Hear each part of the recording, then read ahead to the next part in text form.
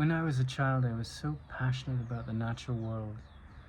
And where I'm sitting, the backdrop of where I'm sitting, I'm looking up at the Andes, and there's grapevines, and you can hear the bird song and the cockerel and the hens in the background. And as I'm talking, I have maybe 10 tiny little flies that want to eat the water in my eyes and go into my ears and find sustenance. And this is the natural world. It comes with challenge, and it comes with tremendous beauty and mystery and magic. And I'm very blessed, though I've been quite ill, to be here. And I came here to recuperate. I've been physically ill, and I've had some trauma from some hard experiences that happened to me. And I met some lovely people who've supported me to handle those changes and to get better. And I remember in my 20s coming across Krishnamurti, and he would talk about the kind of landscape I'm in. Often he was in places of great beauty in India, in California, in Britain, France, Australia. He traveled all over the planet. And he would talk about, the incredible beauty of nature. And it's undeniable. But then you go under the soil, and there's all this competition for nutrients, and there's this rat race that happens in nature. We see the surface area, we see the surface story of it, but the adaptations, the changes that happen in nature, they reflect a mentality that is partly loving and partly is eat or be eaten, just as these flies demonstrate as I'm talking.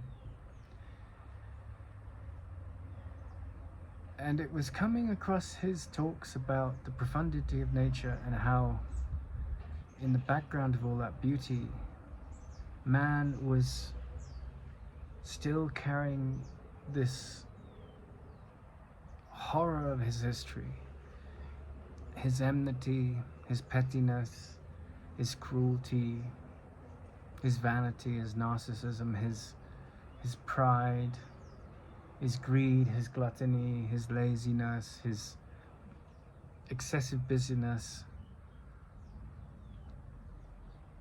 that obscured what really matters. His wrath, his sorrow, his envy, his fear, and his lust. Not that lust is bad, but lust for more and more things, more and more importance. He's running away from his insecurity and his sense of lack of self-worth. And he really spoke to me, because I came to see that he was talking in this very roundabout way about what lay beyond this obscuring of beauty, and what lay beyond fear, which creates all the polarities of misperception that I just described. And I fell in love with what he was pointing at.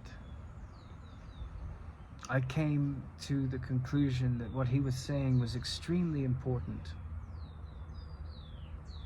And I stick by that conviction. It was a profound and highly insightful message. But over time, I came across Ramana Maharshi, and in the story of Ramana Maharshi, you have such simplicity. You don't have like so much of the culture and the vastness in the physical form that Krishnamurti experienced. You don't have the travels, you don't have the relationships with the king's shoe shiner, or the relationships with the Hollywood movie stars and directors that Krishnamurti had, although Hollywood did come knocking on Ramana's door. But what you have instead in these characters, in both of them, is when you get down to the brass knuckles, you have reflections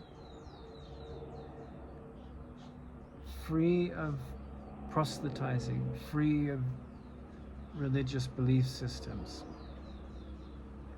or psychotherapy cults or healing modalities. In Ramana and Krishnamurti, you have reflections into where evolution is leading. And considering my greatest interest was evolutionary biology at that time, when I stumbled into these characters, it was interesting that I would find the answers to what I was looking for, not in scientific method per se, but the deepest open-minded perspectives on where science ultimately leads. That if we look at modern physics, we've come to the awareness that the observer influences what is observed, that all minds are connected. And so what follows from these kind of profound and beautiful and challenging insights is the sense that the creation, the created world, the beauty of nature, the fruit, the birds, the plants, the flowers, they are part of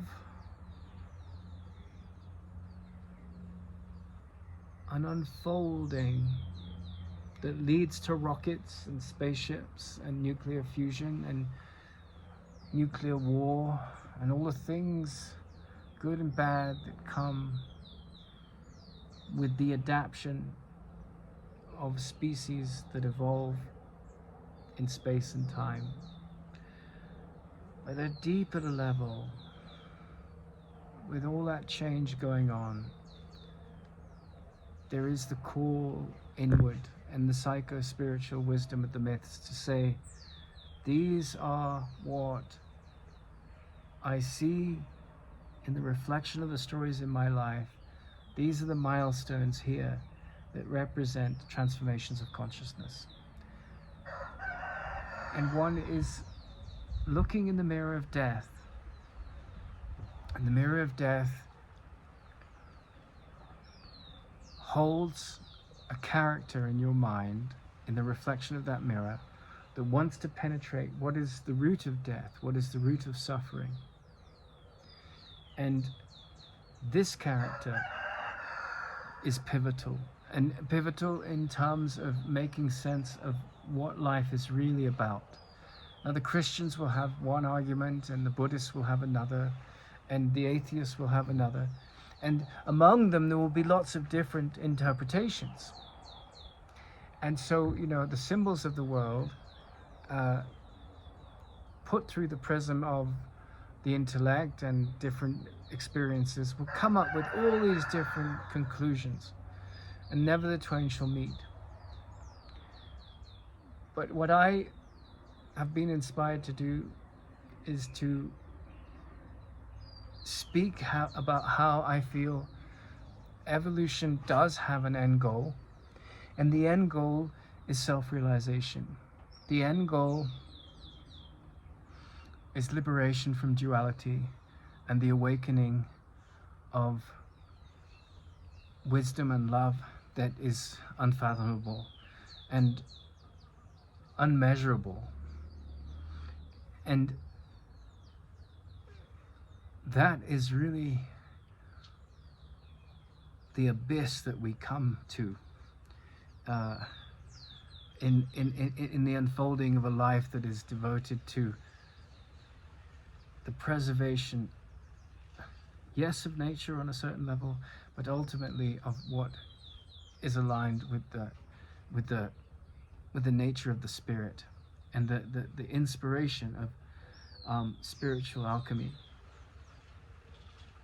That's really the quest that we're on, and it's very challenging when you spent your whole life devoted to the physical reality and the defense of all that you feel is important, whether it's the natural history of the Andes Mountains or the human rights of people that you see being mistreated, or yourself that you see being mistreated. All of these things have their relative importance, but fundamentally one comes to the awareness that evolution, the goal of evolution, is the liberation from suffering.